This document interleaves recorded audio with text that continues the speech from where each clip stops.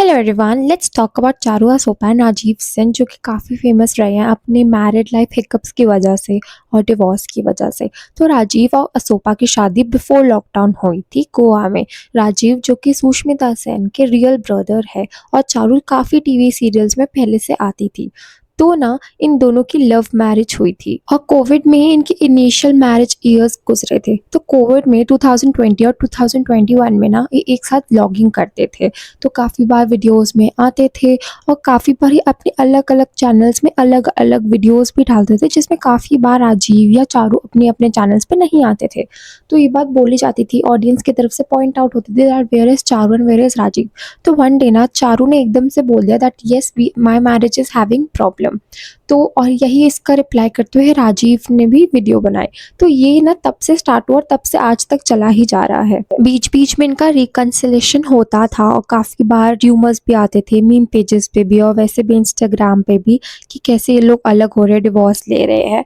But ये नहीं लेते थे, तो लोगों को लगता था that they are doing this all just for views. तो ये सब ना एक पैटर्न बन गया इनकी लाइफ का, इनकी यूट्यूब व्लॉग्स का कि हाँ हमें तो ये सब दिखाना ही है। तो इनमें ना इन दोनों की गलती थी। वो भी अपनी साइड ऑफ स्टोरी रखते थे और राजीव भी अपनी साइड ऑफ स्टोरी रखते थे।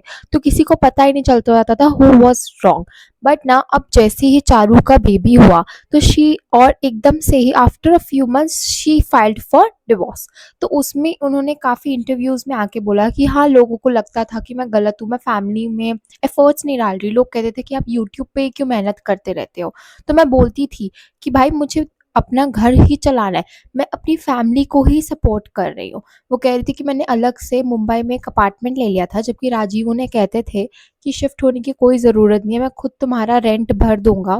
बट उन्होंने अलग हुए और जब वो अलग हुई तो उन्हें लगा कि मुंबई में एक्सपेंसेस इतने मीटअप नहीं हो, because yes Mumbai is very expensive और उन्हें खुद का अपना पर्सनल घर चाहिए था, बाय करना था। तो she decided to move to her home town जहाँ पे वो बॉर्न एंड ब्रॉट अप है, बीकानेर, अपने पेरेंट्स के घर के आसपास।